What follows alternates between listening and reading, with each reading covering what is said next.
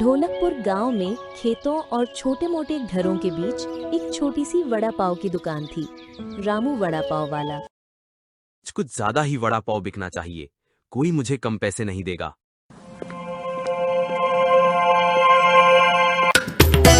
भाई रामू, आज का वड़ा पाव थोड़ा अलग लग रहा है। उम्मीद करता हूँ स्वाद भी बढ़िया होगा। थोड़ी मेहनत तो करनी ही पड़ती है ना भाई।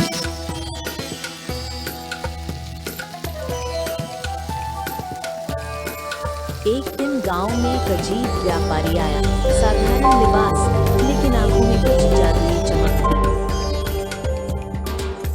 थी। रामू, जरा जल्दी दे, भूख से पेट में चूहे कूद रहे हैं।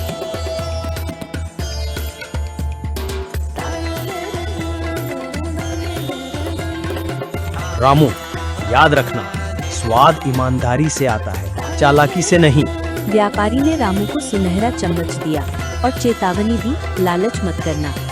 रामू ने उस सुनहरे चम्मच का इस्तेमाल करके हर वड़ा पाव में अपना पूरा दिल और मेहनत डालना शुरू किया। हर वड़ा पाव ऐसा बन रहा था कि जैसे उसमें गांव की खुशबू और प्यार घुला हो। लोग पहली बार इसका स्वाद चखकर हैरान रह गए। अरे भाई, ये वड़ा पाव, ये तो सच में कमाल का है। इतनी मेहनत, इतनी स्वादिष्टता, मैंने कभी इतना लजीज वड़ा पाव नहीं खाया। इसे तो हर कोई खाने के लिए लाइन में खड़ा होना चाहिए। देखा, मैंने हमेशा कहा था कि मेहनत और सच्चाई से ही सब कुछ संभव है। अब सब मेरे वड़ा पाव के दीवाने बनेंगे, और ये सिर्फ जादू या चम्मच की वजह से नहीं है, ये मेरी मेहनत और प्यार की वजह से है। लेकिन ढोलकपुर में एक नया प्रतियोगी आया, श्याम। उसने रामू की दुकान को देखा और चमकते हुए सुनहरे चम्मच को देखकर उसके मन में लालच जाग उठा।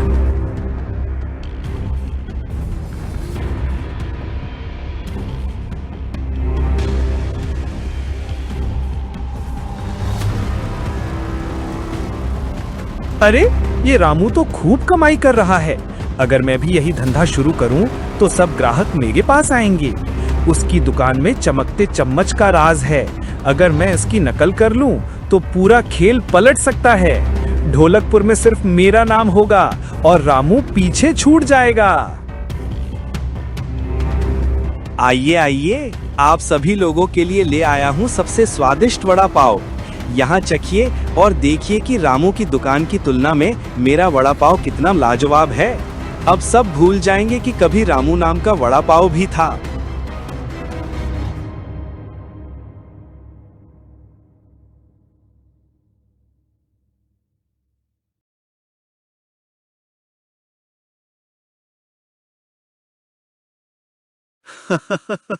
देखा, इसका स्वाद भी कमाल का है। लगता है रामू के अलावा अब हमें और कोई विकल्प चाहिए। अरे, ये शाम तो मेरी नकल कर रहा है। ये कैसे हो सकता है कि कोई मेरी मेहनत और ईमानदारी की चोरी करे? इसे तो मैं सबक सिखाऊंगा। कोई भी मेरा नाम ढोलकपुर में खराब नहीं कर सकता। शाम लालच में इतना अंधा हो गया कि उसने सस्ता मसाला इस्तेमाल किया। उसने सोचा, कम खर्चा, ज्यादा मुनाफा। पर उसे ये नहीं पता था कि ग्राहकों की पसंद सिर्फ स्वाद में नहीं, बल्कि मेहनत और प्यार में भी छुपी है। इतना खर्चा कौन करेगा? थोड़ा घटिया मसाला डाल देता हूँ, कोई पकड़ नहीं पाएगा। आखिर स्वाद तो दिखावा ही है, असली खेल तो पैसा कमाने का है।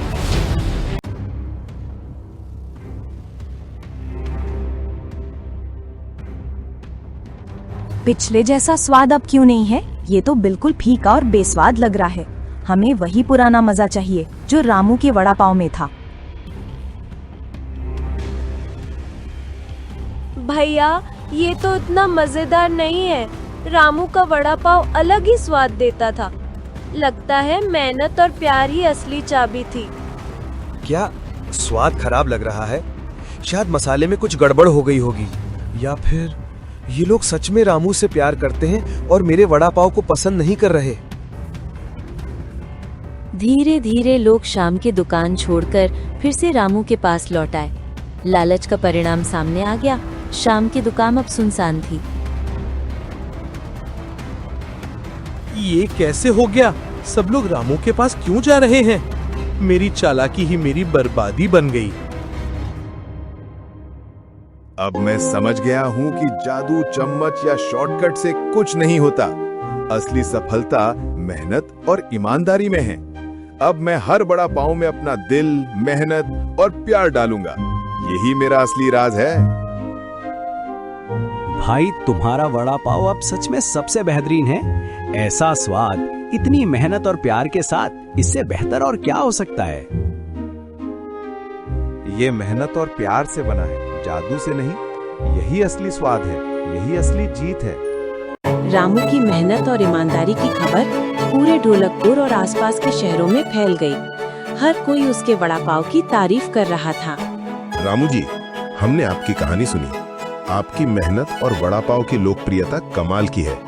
क्या आप हमारे होटल के लिए भी अपने वड़ा पाव बनाएंगे? हम चाहते हैं कि आपके स्वाद का जादू शहर में भी पहुंचे। क्या मैं अपने गांव और पहचान को छोड़ दूं या यहीं से नाम कमाऊं? लेकिन सच्चाई यही है कि मेहनत और प्यार ही असली पहचान है। सच्ची सफलता लालच से नहीं, मेहनत और ईमानदारी से आती है।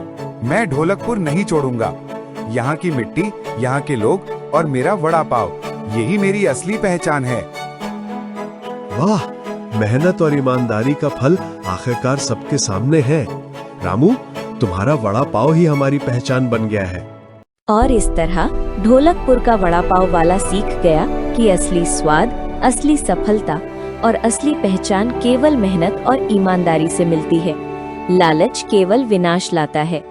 अगर आपको ये कहानी अच्छी लगी हो तो इसे लाइक, शेयर और सब्सक्राइब जरूर करें और हमें कमेंट में बताइए कि अगली बार आप किस तरह की कहानी सुनना चाहेंगे।